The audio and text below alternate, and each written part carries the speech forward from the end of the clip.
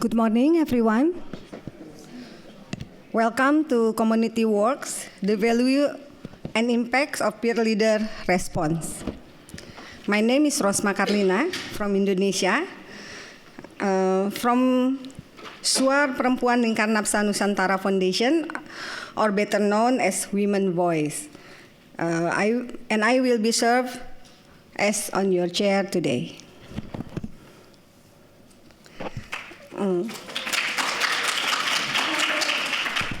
It is an honor to me to introduce and welcome to the speaker at our tables. Number one, she is the affiliate lead in the Eliminate Hepatitis C Australian team at the Burnet Institute, Melbourne, Louisa, Walsh. Good morning. Please.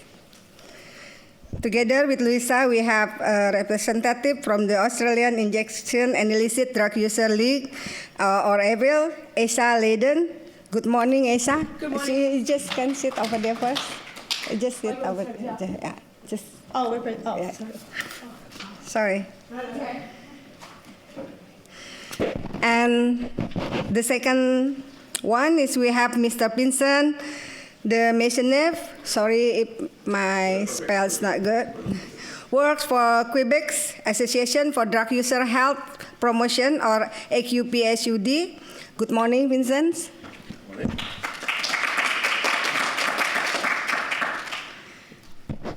The third is C, the W3 Project Research Officer at La Trobe University Australian Research Centre in Sex Health and Society, HRTCSHS, Petrina, Hilton. Good morning. And also here with us, a women leader, a founder of WHRIN and best shelter in Myanmar, Thinzar. Good morning.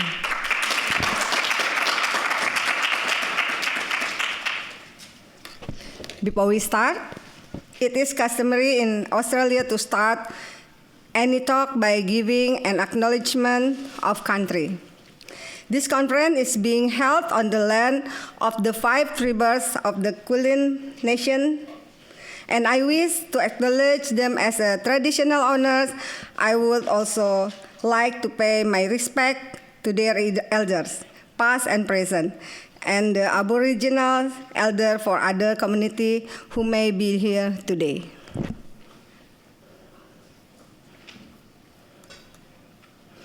Also, allow me to inform the practicalities of the panel.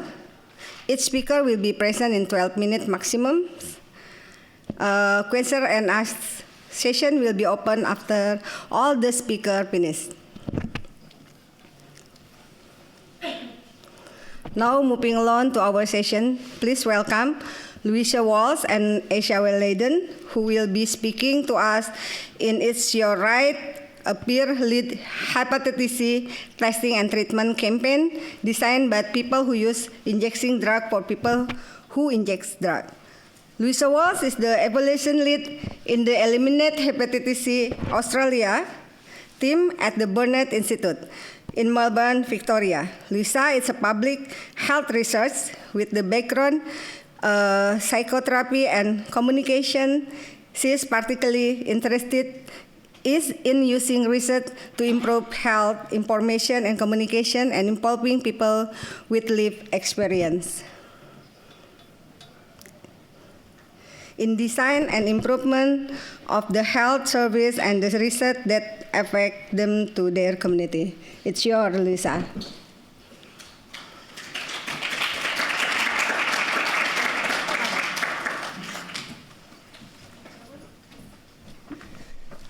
So Isha and I are presenting together, so we can, Isha, do you want to introduce yourself before we... Hi, my name is Isha Leiden. I'm a peer harm reduction worker at WHRIN, which stands for Queensland Injecting Health Network in Queensland, Australia. Forgot to say the Australia part. I'm just going to start my timer so we stick to time. All right, I'd also like to start by acknowledging the traditional custodians of the lands that we're meeting on today, the Wurundjeri and the Boonwurrung people of the Kulin Nation, and pay my respects to elders past and present, and extend that respect to any Aboriginal or Torres Strait Islander people who are joining us today. Isha was laughing at me before because she's like, you've made notes. But as we discussed, I'm doing the wordy technical bits and she's doing the fun bits, so I think my notes are justified. We've also threatened to do interpretive dance, so we'll see if that ends up happening. This is us and some of our It's Your Right merch, but you can also see us up here, and we've introduced ourselves already. Okay, so I want to start off by just acknowledging that It's Your Right happened all around Australia. It was a national Hepatitis C health promotion campaign that was designed and delivered by peers and peer-led services around Australia. And the aim was to increase the uptake of testing and treatment amongst people who inject drugs through connecting people who inject drugs with peer workers in trusted services. So here you can see our partners from around Australia. And there are some little pictures of some of our peer workers all around. You will see more pictures of the peers. So if you can't quite make them out, you'll see some of these pictures and more in the presentation as we go along. I will also note that It's Your Right was implemented down in Tassie as well, so down here for those who are from outside Australia. But we had a slightly different model in Tasmania where we implemented through NSPs in partnership with Anglicare and the Tassie Department of Health. And the NSPs weren't just in Hobart, but they were in the north of the state as well. So we had good coverage of the state down there, but it was a slightly different model because, as we heard, I think on Monday, the peer-led services, the sort of funded peer-led services are in their infancy in Tassie, so maybe in future iterations, and I can see the representatives here, we can partner with them in the future to deliver this sort of campaign.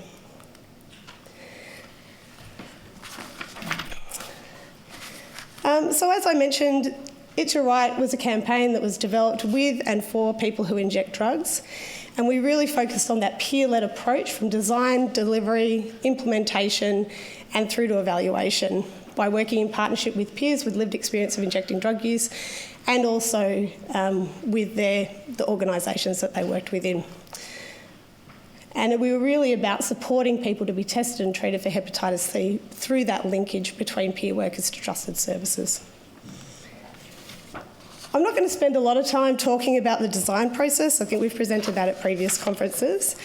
But this is just a little diagram that takes you through. So It's Your Right started off in 2019 as an idea of an Australia-wide, peer-led, peer-designed hepatitis C health promotion program.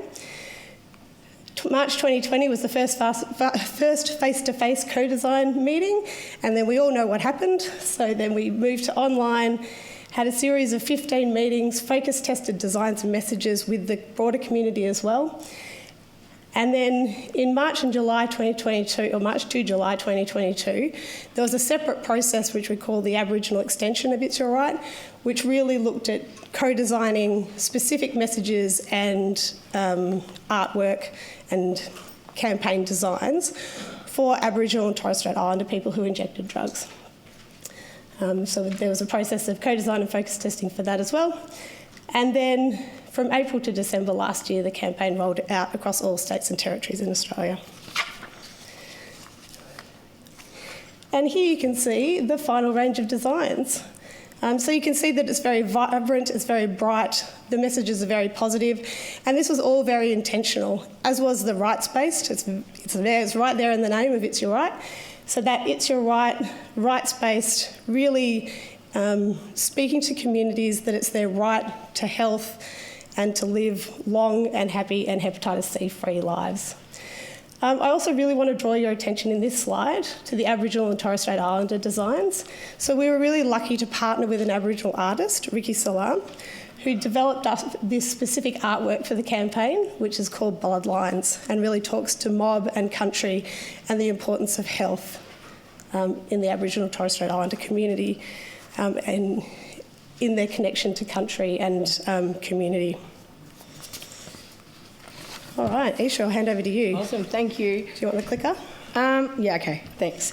So I'm the representative of Queensland, so I launched the campaign in Queensland, but I'm speaking for the whole of our country, like Australia, and speaking to all the peers that took part in this campaign. So as peers, we had to decide where the advertising was going to go in each of our states, which was very hard sometimes. So as you can see on the slides, we decided to do different types of advertising. So some on buses. There's one in Canberra going towards the airport. Was advertising in public toilets, and I nearly got busted taking photos of the advertising in public toilets, but thank gosh I didn't. There was advertising at main train stations as well. And in Queensland, we had a mobile mural driving around from the Gold Coast to the Sunshine Coast, and there was also advertising in shopping centres. So it was quite difficult to decide where this advertising was going to go, and if it's going to be the right spot, is it going to catch people's eyes, and there was so much of a decision and so many choices. We were like, oh my God, I don't even know where to go. So I just pointed at one, and it worked, hopefully. So the local peer-led, so through the campaign we did activities to engage our clients to come in and get tested and treated. So we also had merch to give away. We had client incentives, so it was $20 or $25 to come and get tested. Some of our states had point of care testing, so it was quite easy. So even if someone doesn't know what the point of care testing is, it is a prick of the finger and you get your results back within 50 minutes if you have Hep C or not. In Queensland, we have a nurse practitioner model, so we'd have our nurse practitioner as well with us. Some of the states did client outreach, so they just went out in a van or truck or whatever and just rocked up at the local NSP or some homeless organisations or wherever they could find peers to get tested. We also engage with our local services like homeless services, pharmacists, NSPs, chemists, doctors, etc., to try and stick our posters up and advertise our campaign. We also did some events. So for myself, we did a DJ, high ground event. We also did some at Homeless Connects and Parliament House, or Queensland's Parliament House. The other organisations did barbecues and went out to where else do they do barbecues and other services in their local area. Yeah, other services in their local area. So as you can see, there's some photos up there of some of the peers from different states. So now this photo is just a group of our peers. So I tried to include all peers from all states in here. Trying to find photos was quite hard. I was the Google stalker of stalkers the other night, trying to find everyone's state. So if anyone gets complaints that I've stalked their website so much and Twitter, this is the reason why. So up the top we've got Northern Territory, which is right up on the right-hand side, and so Sal was awesome. She went out all the time and promoted our It's Your Right campaign. We've got then Western Australia underneath that. And then we've got our awesome CEO of Hepatitis Australia. I'm not sure where she is taking that photo, but I had to include that as well. Then we've got, I'm pretty sure that's Newer on the other side, and we've got Harm Reduction Victoria. If I've missed any organisation, I'm really sorry I couldn't find photos. Yeah, so this peer-led, this campaign it was ran by peers through the whole process, and the good thing is that by the end of it, the Burnett and whoever worked on it was speaking like us peers. So they picked up the lingo really easily, and we had a say from start to when the idea came to finish. A lot of us peers that were the lead people in this campaign were quite shocked that we had to do evaluations, data, decide where advertising is, do what events, contact, it was, I don't know how people, do these health campaigns all the time, because I was like, oh my gosh, I can't believe I'm doing this. But as a peer, it was quite rewarding in the end as well.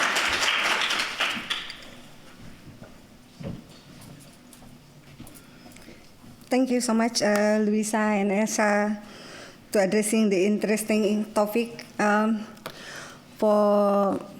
just want to remember again, we will open the answer and question session after all the speaker presented. We continue to Mr. Vincent, the Maisonneuve, who will be speaking for us for making a peer non-run magazine by the people who use drugs, adapting in the new realities. Vincent works for Quebec Association for Drug Use, Health Promotion, or AQPSUD, in a peer-run drug user advocacy and harm reduction organization in Quebec, Canada. He developed, edit, and published presentation and harm reductions. Vincent, is yours.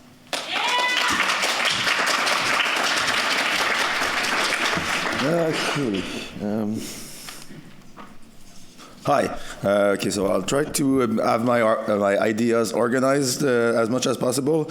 The world is a complex place, so sometimes the ideas are going in that different direction. And I hope my accent will not be too hard to understand. It's my first conference in English as well, so I'm a bit nervous, as you can see. Also, since I'm speaking about making a peer-run magazine, if any member in the assembly want to have an issue to look at it while I'm talking, I put about 50 copies on the chair in the front row. So feel free to take them and bring them home if you want as well. So, I'm Vincent. I work for Quebec Association for the promotion of health of people who use drugs. It's an organization that's been existing since about 15 years ago. And it was created when the magazine that we do became independent from its old the other people that were in charge before.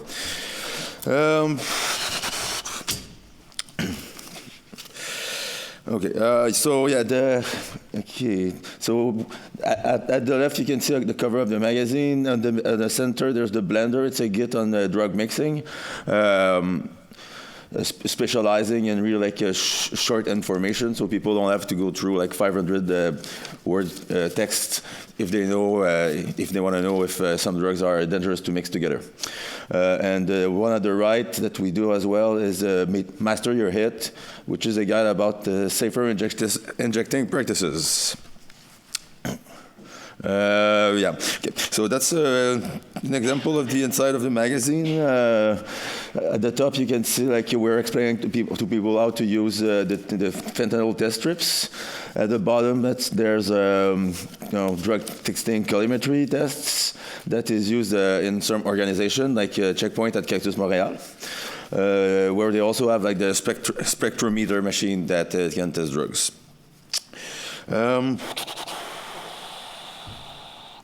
A bit like Australia, actually, Quebec is a big territory with a small population.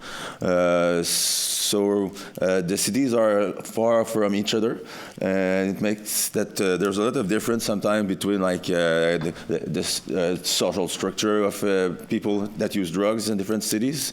So there's a lot of difference in demographic, and one of our challenges is to try to reach as much people as possible. The magazine tended before to maybe target more the younger generation with a bigger punk rock aspect to it. In the last few years, they kind of have a shift that we're trying to reach a more wide variety of drug users, which you all know is probably not the easiest task, because there's drug users in all fields of society. And for example, the other day for the National Day of Action, I had to we wanted to write the names of the people who died from overdoses in 2021 on a banner.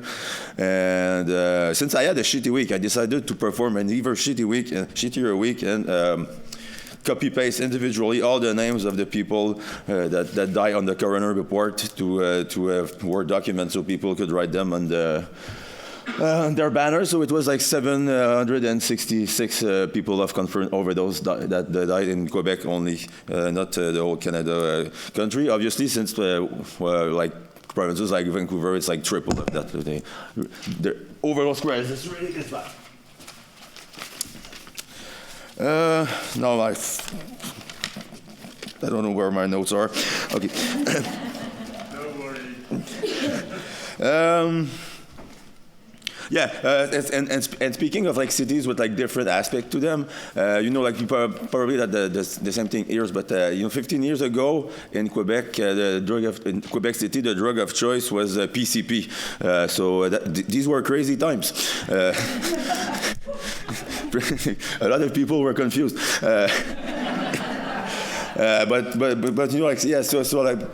There's remote region in the north. They don't have access to the same drugs, so more often than not, it would be like speed and now they have a safe supply opioids. They won't necessarily have crack and fentanyl as we do. In Montreal, there's like.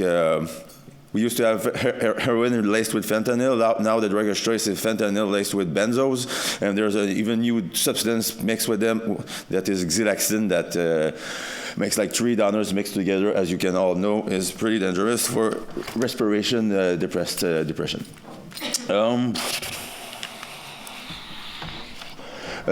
One of the ways that we discovered to reach more people in other city is to because there's the team in Montreal who works for the magazine, but then there's other people in other city that they do about like 20 hours a month, so we can give them a bit of money. And they reach out to people to either participate or just read the article and learn about harm reduction safer practices. We don't pay them very well because there's a welfare limit of people. Like people on welfare, there's a limit of $200 more that they can do. So we try to pay them as well with gift cards so they can buy groceries. These people are also in charge of organizing. Drug user group, because my job it's a drug user advocacy group, but we're financed by the government. So there's some stuff that we can't say that we can do, especially like run like illegal safe supply operation. But for that reason, we have like this. It's a parallel organization that's concentrated of like activism. There's cells in a lot of cities, so that's the way we can use people to make a platform to distribute the magazine. People that contribute to the magazine also get paid for their contribution. So if they send a text.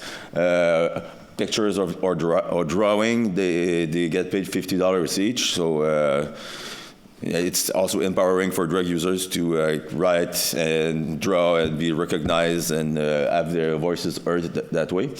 And it's also good. I think $50 for each thing is good because if you like send a text, a picture, and a photo, there's $150, which is not too bad.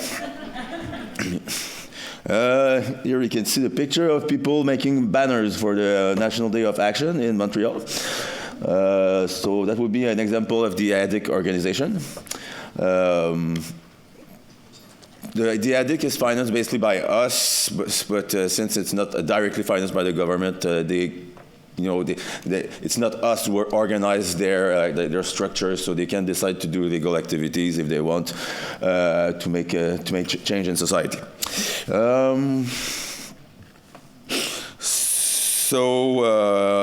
don't know. What else? The magazine has been existing for. I think the organization has been existing for about 12 years. The magazine, it's almost existed since 20 years. So there's a lot of people that went through and worked and then went away. Many of you people might have heard of Montreal activist Alexandra de Kiewit. I just want to take like 1 minute to say that she died recently. So she was a big force in harm reduction in Canada for a long time.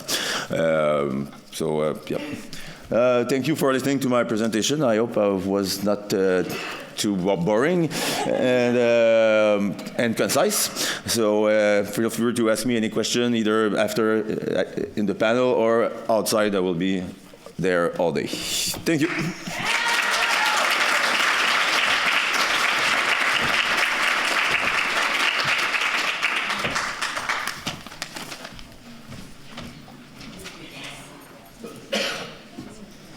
Thank you very much, Vincent, for addressing the interesting topic today. And now please welcome to our third speaker, Petrina Hilton, will share to us about W3 project creating the consolidated evidence base of the effectiveness of Australian peer leader organization for people who using drug. Petrina has spent the last 10 years or so bouncing between research and working in the health promotion, mostly in the community-based organization. She is currently the W3 project research officer at La Trobe University Australia Research Centre in Sex, Health and Society, or ARSGSHS. Before stepping into research, she worked for nearly 10 years health promotion, primarily for community-based organization. She deeply committed to peer-led person-centered, right-based approach to help the W3 project research officer in the Australia Research Centre in Sex, Health, Society at La Trobe University. It's yours.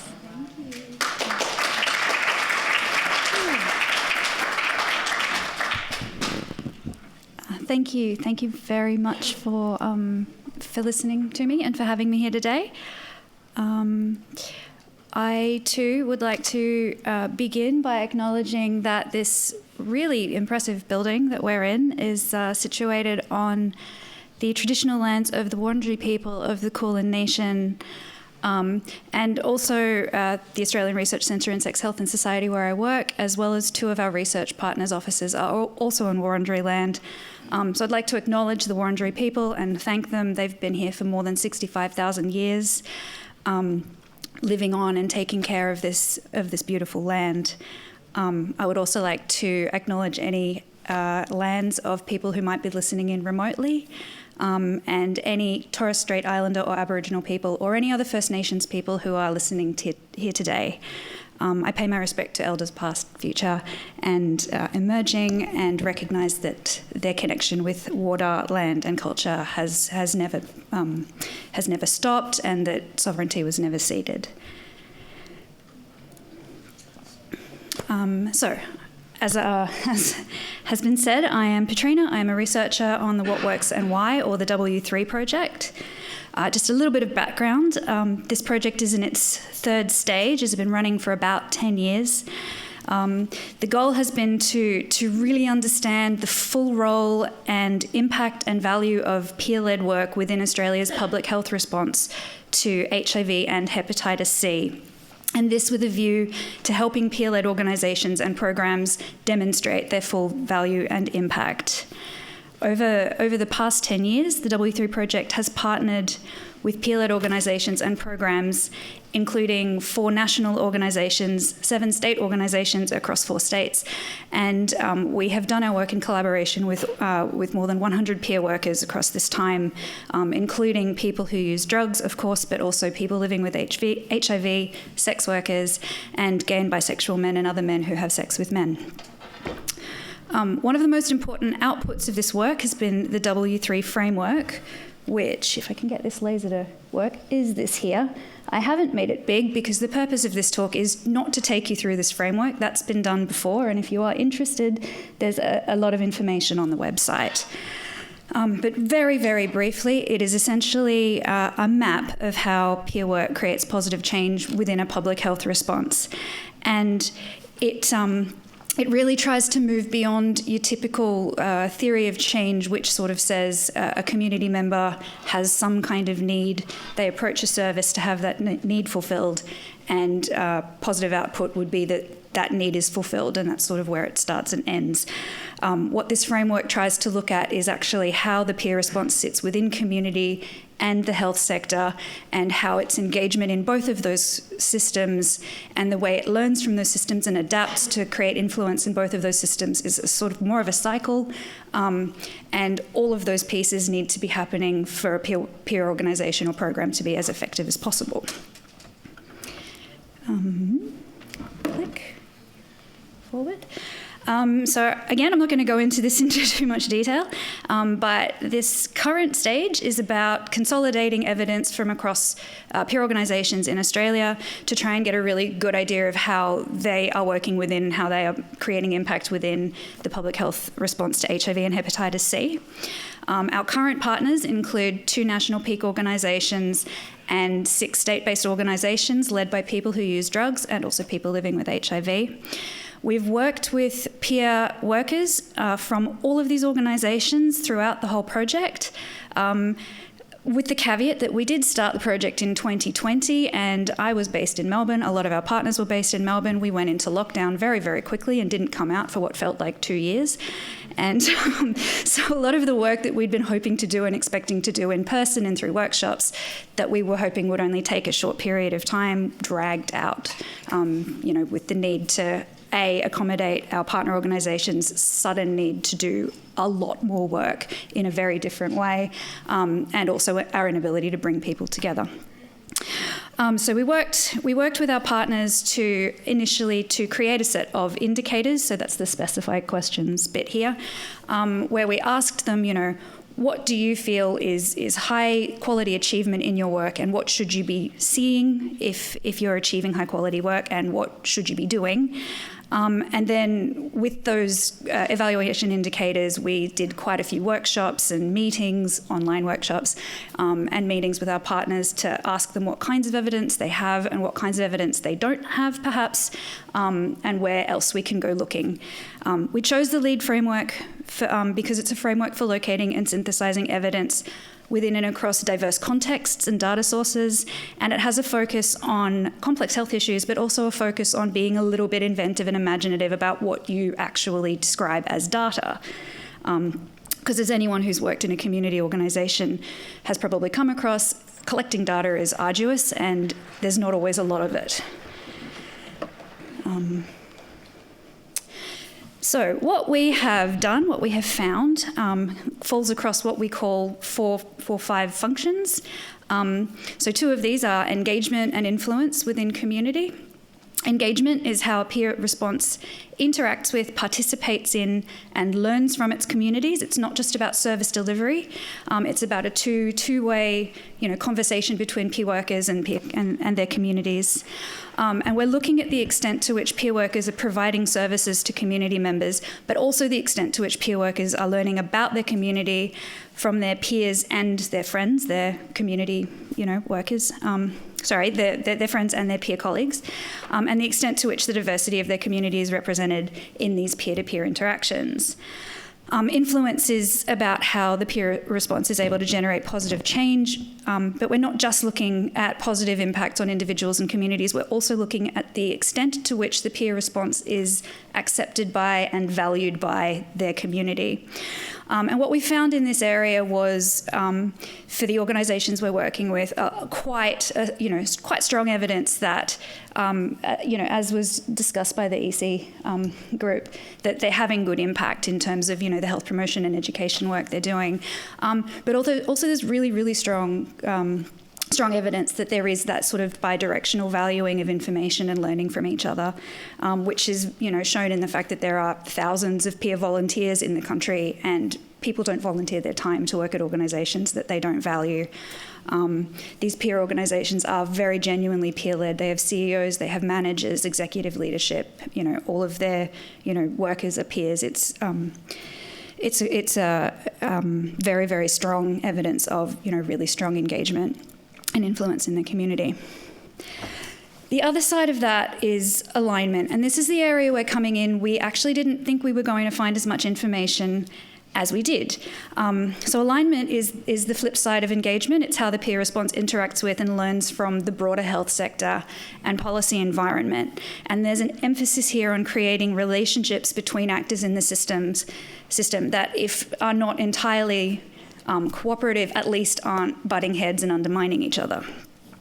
So we're looking at the extent to which the peer response communicates and collaborates with the broader sector, as well as to what extent it has been impacted by barriers caused by the sector.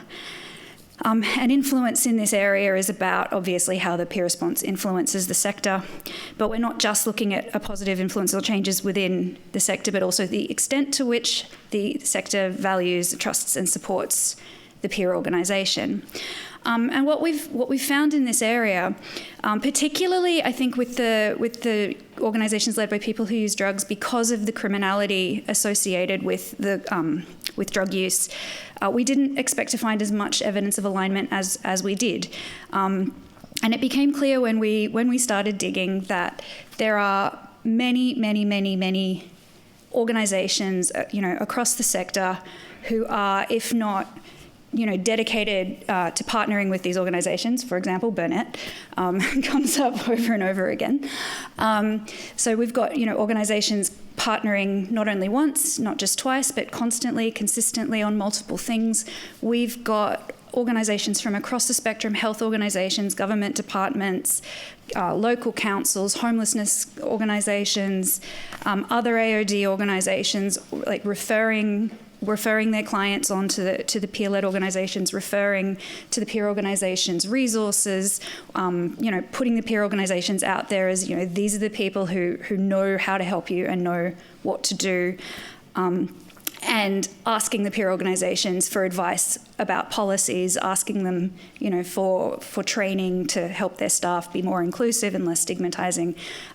So there's actually really strong evidence that peer organisations are having a really important impact within the health system, which is important because what we've found in previous research is that this actually increases community faith in their organisations. And without this element, which we call policy participation, but is probably better called advocacy, without that, which is often, told to the organisations, that's not your role, you shouldn't necessarily be doing that, the organisations, communities, lose faith in the organisations because they don't see them as authentically representing them and their needs. So this was a really exciting finding that they are actually engaging with the sector really, really strongly and having, while not obviously achieving everything that they want in terms of decriminalisation and NSPs in prisons and things that are really, really important, but they are engaging really, really well, and hopefully this level of respect and engagement with the sector will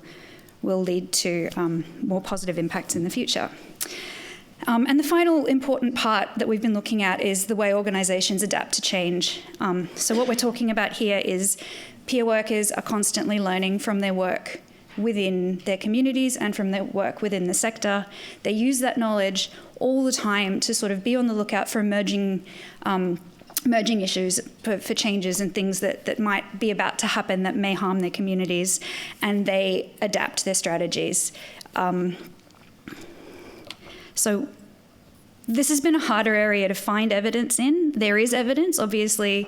Obvious evidence is, the development of new resources and programs and priorities and strategies during COVID. A lot of adaptation happened, and there's a lot of evidence of that adaptation.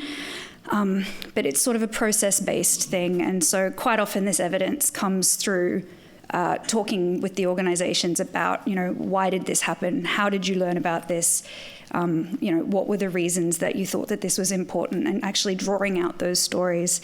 And this is what I mean when I said it was really important to sort of broaden our view of what constituted data, because some of these things may not be considered classically, robust evidence, but the fact that they're happening all the time and that we're getting this feedback over and over and over again sort of builds the weight of that evidence. So I'm talking barriers and enablers purely in terms of getting evidence of impact. We know, I think everyone is pretty aware of what the barriers and enablers of peer workers actually doing their jobs effectively are. But in terms of, gathering information and evidence, criminalisation and stigma is actually a big one here as well, particularly for the organisations led by people who use drugs. Because people who use drugs don't necessarily want to come forward and be counted and give out their, identifying or demographic data when we're talking about, who are our communities, who's engaging with our work. A lack of resources is a huge one, and it's not just money; it's also time and staff. A lot of these organisations are very small, and they are swamped with the work. And when it comes to providing a service for a community member or doing an evaluation, community always comes first. And traditional evaluation theories of change are a huge barrier because they start at service delivery and they stop at the end of service delivery, and they miss that bigger picture of learning from communities, learning from services, needing to have that value within the sector.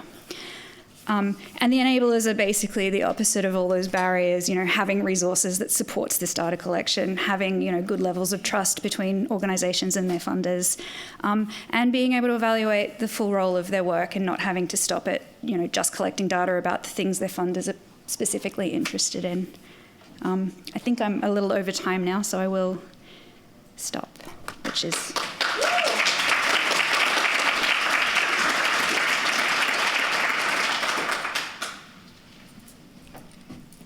Thank you so much, Petrina, for addressing this interesting topic. We still have our last but not least, a women leader from Myanmar. Please welcome Thinzar. We shall ask WHRIN good practice series. If there is will, there is a way. A peer-led women cost-effective service delivery in rural area in Myanmar. Thinzar, as a women leader with the dedication for women who using drug in Myanmar, providing training, funds raising, and developing women-friendly service for them. She respect, believe, and in their relations for being a woman, a mother, a drug user. Thinzar have 20-year experience on harm reduction as a founder of WHRIN Best Shelter. Thank you. It's yours. Okay. Can you hear me? I'm used to the Zoom meeting, so. So I'm the last one, but I will try my best, okay? And first of all, I would like to say that I felt humble for being in here on this stage presenting, because I got 10 of my Myanmar fellows who did not get the visa and who are back in Myanmar. The reason is we had a conflict situation in Myanmar, and Australian government, sadly enough, they think that we might not go back. So there are 10 Myanmar people could not get the visa. So my presentation also representing whoever left behind, my colleagues. So thank you. And second thing, I wanted to thanks to Harm Reduction International as well as USAID, because without their scholarship, I will not be here to present. So thanks a lot. And lastly, I wanted to thanks to my colleagues as well as our woman peer. Without their stories, I would not be here. So thanks. Allow me to start with the thank you note, because I'm in Australia where people start with thanking to their superior or whatever. It's very beautiful. Okay. So thank you. So I will first start with our client from Kachin. And it is a quote, and she said, "Being born as a girl is difficult in Kachin State, Myanmar, as boys are highly valued than girls in the society. When you grow up as being a woman who uses drugs, is more stigmatized, even if you are sharing the family responsibility for and making the food for the family. It is okay that man drinks or smoke, but it is not okay if a woman does the same, especially with using drugs. So apparently she says all about the woman who use drugs, double stigma in Myanmar, being a woman and being a user.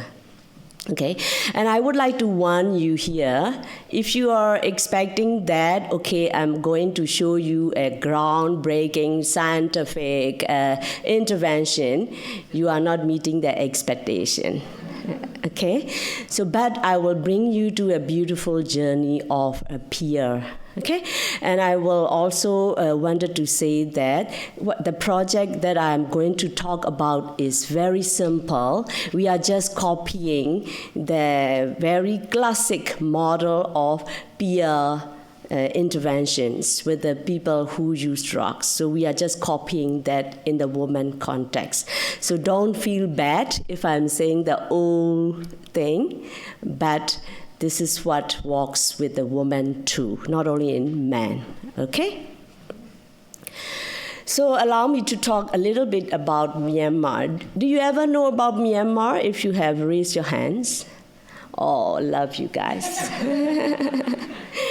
So first of all, Myanmar is very renowned for the drug crisis. You already see from UNODC that we are having a golden triangle where are lots of drugs happening, production, trafficking, etc. And our country actually is one of the large producer of the amphetamine type substances as well as plantation of opium. We have opium plantation for the living of the opium farmers. So we actually have a crisis in Myanmar, drug crisis, okay? And actually drug crisis is topping up by these two crises, which is number one is COVID, which you already know, so I will not exaggerate on the effect, and with the military coup.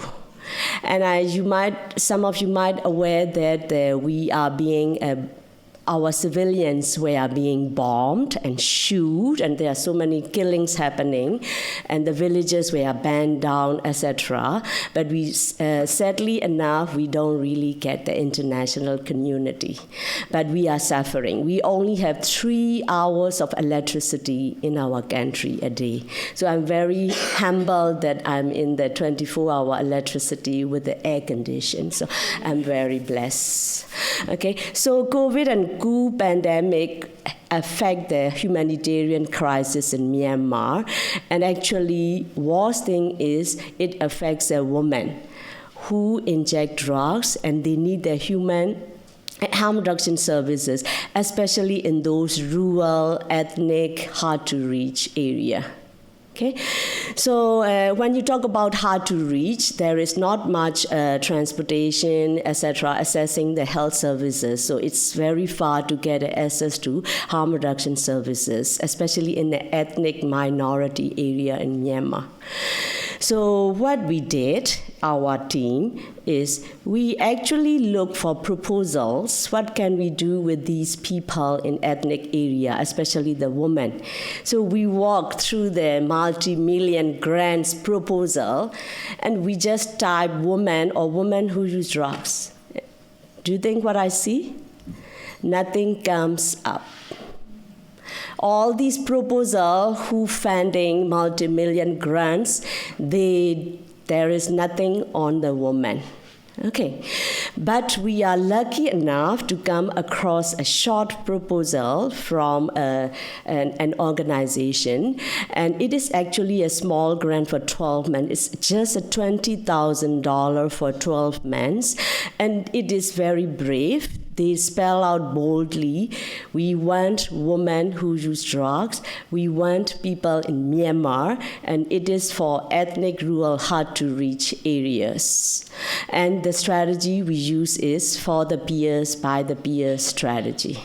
And I will not elaborate a lot, and I will go next to what we did with this small grant funding. As my colleagues already says, we actually recruit 4 peer educators, 2 in Shan and 2 in Kachin. And we actually focus strongly on the needs of the women who use drugs. And we also try to responsive to the different needs of women. But since it is $20,000 grant for 12 months, we can do only the community-based approach. So what we did is our peers outreach go to the brothels, shooting galleries where women who use drugs are gathered, and they provide health education sessions, and they provide basic harm reduction material like NS, condoms, and IEC. And for the other comprehensive thing, they provide the peer buddies referral, meaning they put them on the back of their bike and they do a sort of accompany referral to the harm reduction services to get the opioid substitution treatment, HIV, TB, STI overdose, and also more integrated service like GBV, family planning, SRHR, and perinatal harm reduction service. Luckily, we have our sister organization, Asian Harm Reduction Network, is working in those Kachin and Shan ethnic area. So we did referral. So what do we achieve? Okay, very simple. We actually got in contact with the 194 women who are part of the Women Who Use Drugs, Sex Worker, and Family Partner. They provide 33 HE sessions, and also they are mostly on harm reduction and women's health. And one of the 153 peer got referral services. Out of them, 62 women get the peer buddies accompany support to get that other comprehensive services. And since they are reaching their partners too, more than 200 male user partners are reached. Okay, and here I just wanted to say that I am a program. I used to be I design program. I also do fundraising. In reality, the $20,000 grant, the whole project cycle management is the same like multi-million dollars. You have to do the assessment, training, how to call it, all these support, etc. So for us, if you get a quality of service, it doesn't matter whether it is a small grant or big grant, the time invested in the project cycle management is huge, but we pull it off. Okay, so I just want to go through the lessons learned. It works. Actually, it is not the truth. Correct thing. Our guys already proved that peer intervention works. It works best. So what we learned is women-sensitive peer outreach has made a key difference in building the bridges between women in need and the service provider. The second point we learned is it is cost-effective service delivery. It costs only $37 per year per person. And please don't get me wrong. You might think that, we pay cheap to the women peers, etc. But this is cost-effective because we are not putting in this very expensive rental and, a project support cost. It's purely the peer salary and the transportation and referral. Okay? And we also found out that women peers are brave, resilient, and empathetic, just like the male peers. And we also learned that I just want to say that politicians, donors, implementers, it is time for the real inclusion of women. Okay?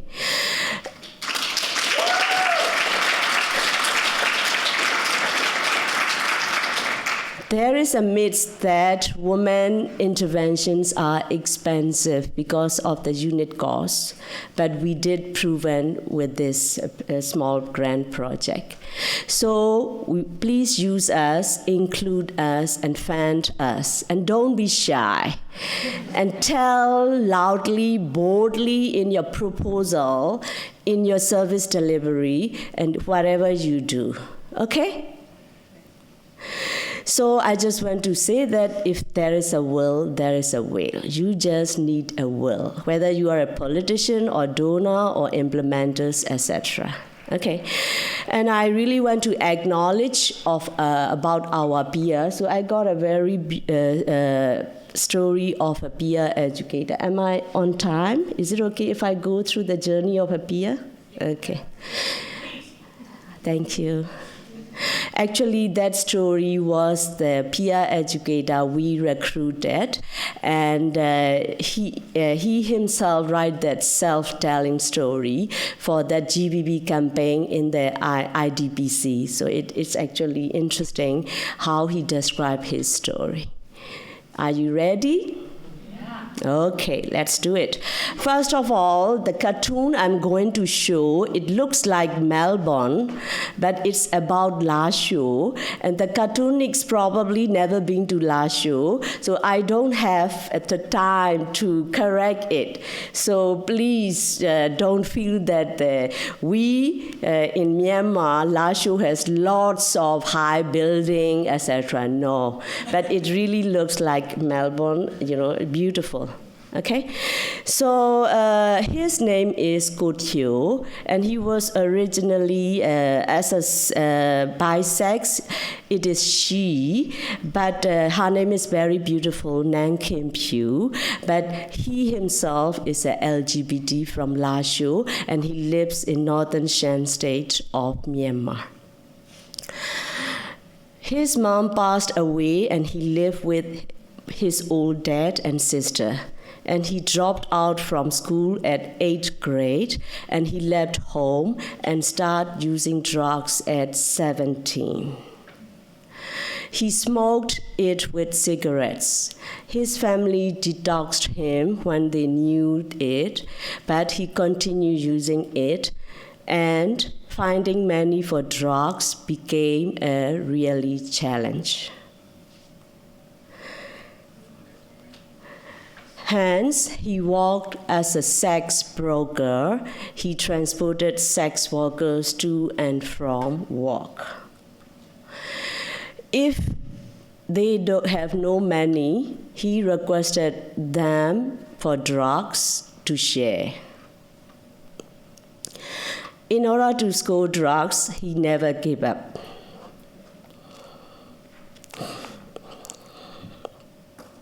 I'm sorry. It might be a long, tiring walk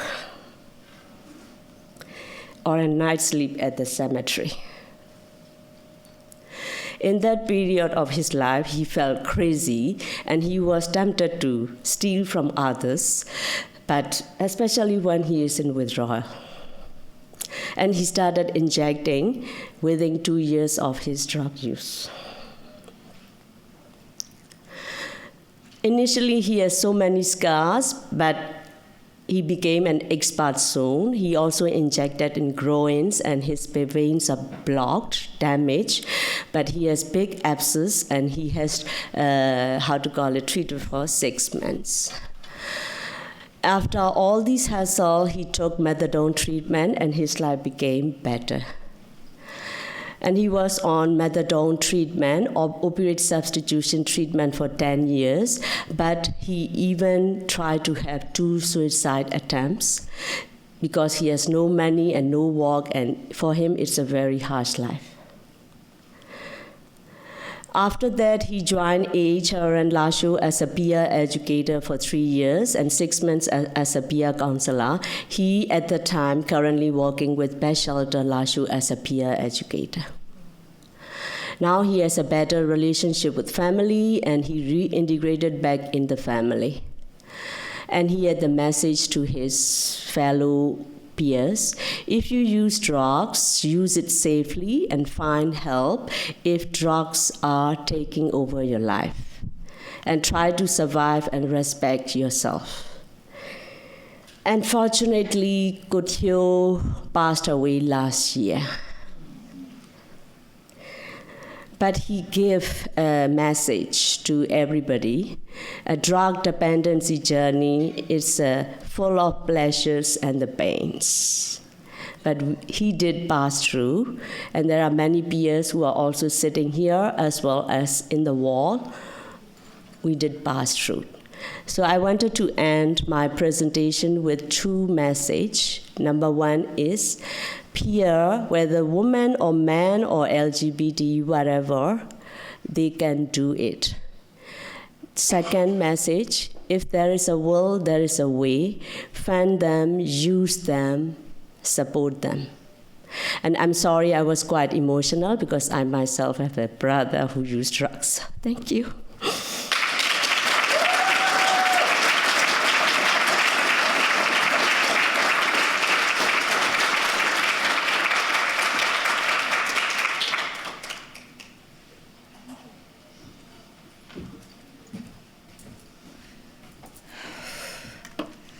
It's so emotional, right?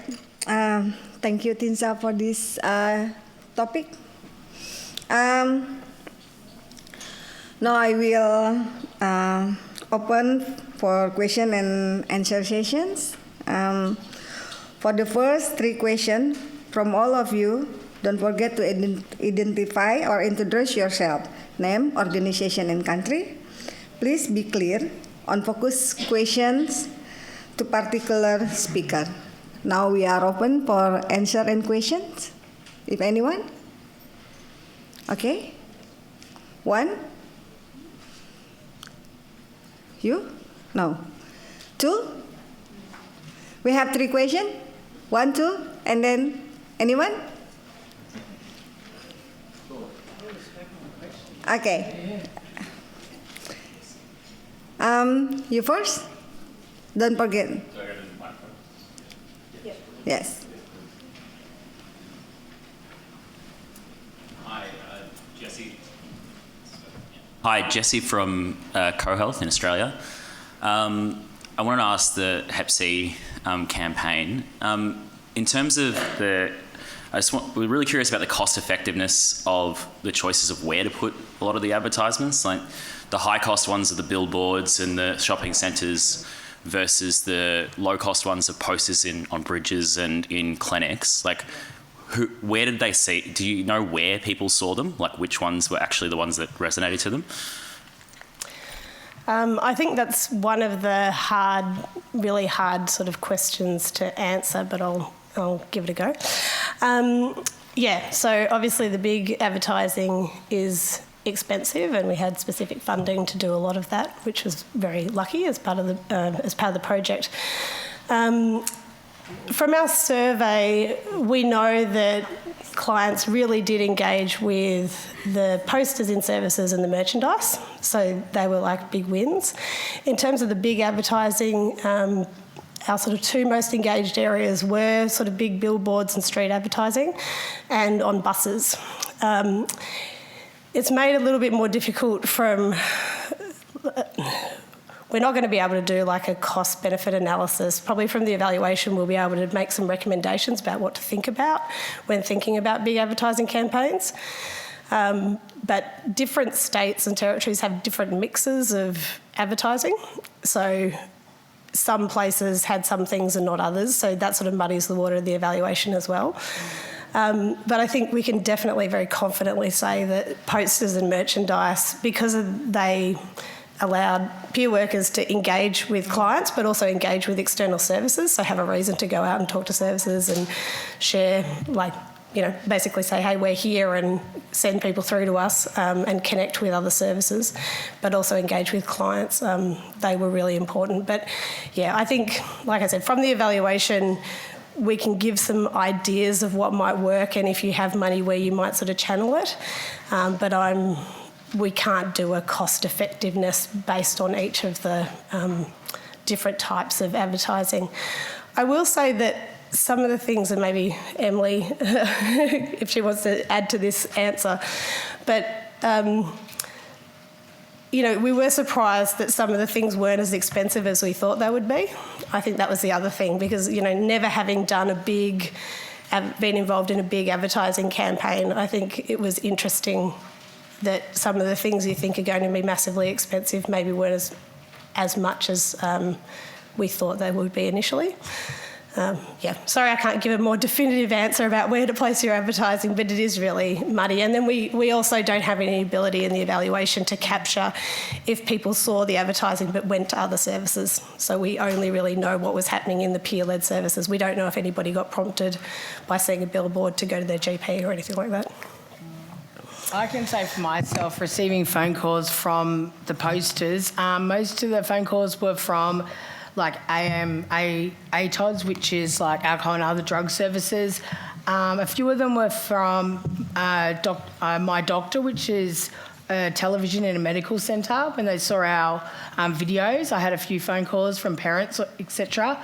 And the rest of them were from just our community organisations in the state, and mostly OST providers, some chemists, anywhere where people were getting dosed or something. But that was around about, that's because I used to ask them like where they saw the advertising, so that was the most effective way. And we're still getting phone calls from the posters still being up, even though the campaign has finished. We have still kept all the posters up and still getting phone calls for more posters from organisations as well. So that's a bonus.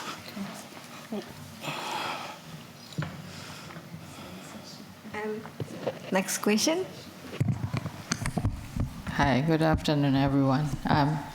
My name is Pani. I'm from Myanmar, and it's very, motivating to listen to all of your presentations. So congratulations to all speakers. But my question is to Petrina. So you mentioned that in the peer-led approaches, like traditional evaluation methods, are the barriers. So can you share more about what are the non-traditional evaluation methods on these? Because I know that it's really important to invest in peer movements and peer networks, but also sometimes there can be lots of barriers. So if you can share more, thank you. Yeah, that's actually a very good question. I'm not sure if my boss was here, he'd be able to answer that way better than I can. But I'll give it a go. So when I say traditional evaluation methods, what I'm talking about mostly is the. So I don't know what you call it everywhere. What we call a theory of change here. So the theory that you use to determine what you're doing and how you think you're going to make impact. So that may be, people need to find out about a particular service. We're going to advertise that service, and then if people find out about that service through those advertisements, it's been a successful program. And there's nothing wrong with that. That is an absolutely fine way of evaluating that if you're trying to answer that specific question. But what we were looking at with this project was the broader impact that peer organisations were having, and what they're finding is that if they are the only things that they're looking at, they're not actually capturing all of the stuff that they're doing around that. And what they were also finding is that they weren't necessarily always able to talk about things that a traditional evaluation would call a confounding factor, but which is actually also a part of what you could include in evaluation if you took a more systems-based approach, which I guess means just looking from a bit further out at all of the different, elements in what's going on. So that was why initially the W3 framework was, we thought that could be used, and still do, as sort of the basis for a new, more comprehensive theory of change, I guess, that takes into account some of the outside factors that we would previously have called confounding factors that we probably should not be calling confounding factors because they are important parts of the picture. Does that make sense? Did that make sense? Did that make sense? I think I understood it. I'm not sure anything. Yeah. The evaluation person? Does that make sense? Cool. All right. Okay, thank you.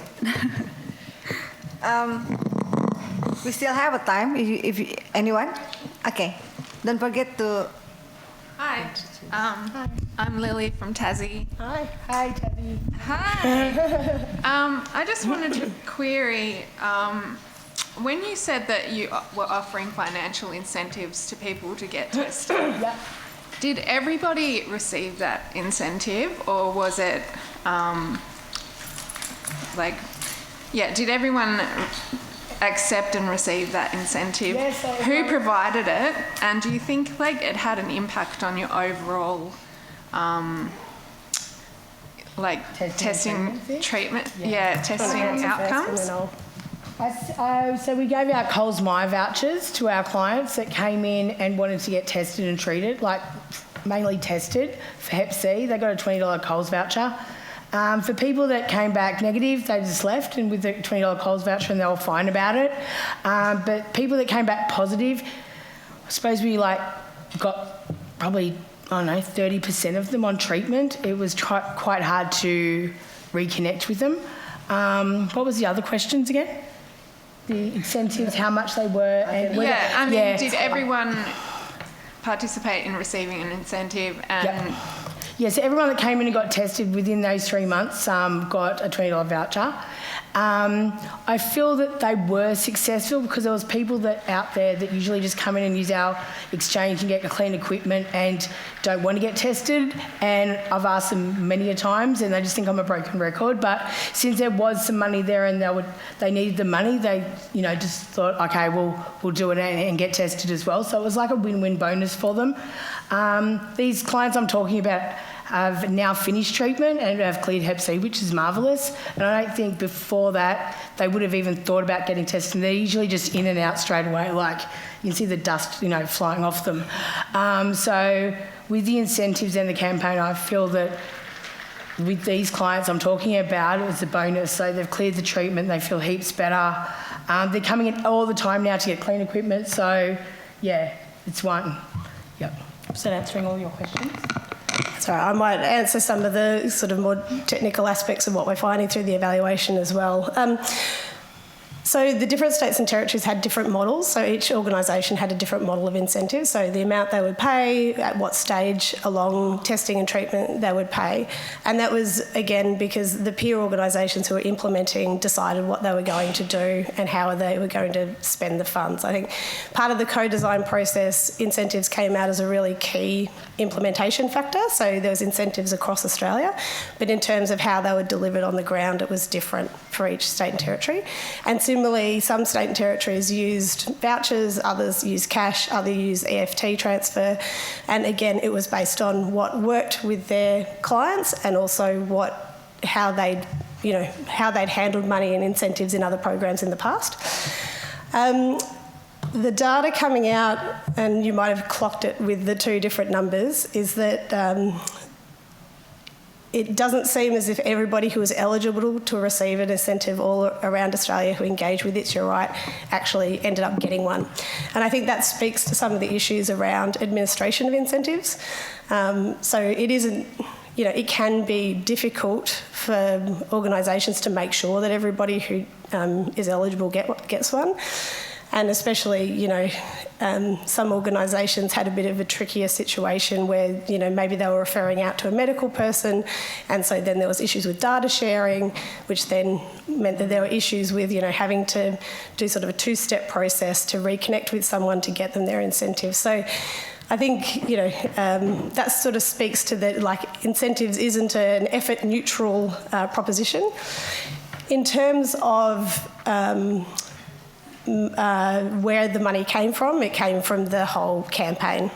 So the campaign was structured in that the Burnett got philanthropic and Commonwealth funding to deliver the campaign, and we provided the funds to each of the implementing organisations to design their kind of own implementation strategy, and out of that money, a proportion of that was used for incentives. Is there any other question that you had? No, sorry. It's very interesting discussions, but with the time constraint, we'll have to end these sessions. And I invite each speaker to give your final brief statement. Sorry. I give you, from yours. Yep. I just want to reiterate that it's been really exciting and a source of pride for me to be working so closely with peers. I come from a consumer engagement and health service delivery background, and I think the long history of peer work in the injecting drug user sector, there's a lot that the wider kind of consumer engagement and health sector can learn, and it's just really exciting for me to be involved in a project that so truly values lived experience. I think through doing this project that we've become a family, like the peers around Australia. We still do monthly meetings or every 2 months, and we still connect. We see each other at conferences like this, and it's like we've known each other, like we talk to each other every day. So I feel that the peers have really built a little family, and we're all really close, and we'd really like to thank the Burnett, Emily and Louise and Margaret and Jackie, because you guys, if it wasn't for you guys, we wouldn't be able to spread our word, treat people and talk about our lived experience and have that connection with other peers around Australia. So thank you. If it wasn't for you, we wouldn't be able to deliver the program at all. So it's a mutual. Okay. Well, I didn't talk about that before now, but I want to thank everyone who works in harm reduction, especially the peers who try to contribute to create communities that people can feel at ease in them and create a culture around it.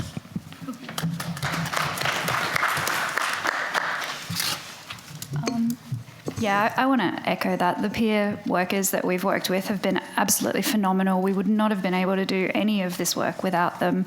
And just a plug for our website, if you are interested in, looking more into how maybe non-traditional ways of evaluating, which isn't how we word it on the website, might help, W3framework.org has a lot of information about the framework and how to use it and apply it. So if that's something you're interested in, but mostly thank you to the peer workers. For me, I just want to say thank you for everybody for being here, and let's continue doing the walk. So we don't need to prove that beer walks. We know it. It has been already walking for so many years. But believe it, let's do it. Continue it, okay? Okay, thank you. On behalf of Harm Reduction International, this session is really help us to advance the discussion to innovative harm reduction service as the terms of HR23 peer-driven programs is one of the best initiative and describe the strength in solidarity. And thank you for joining us for today.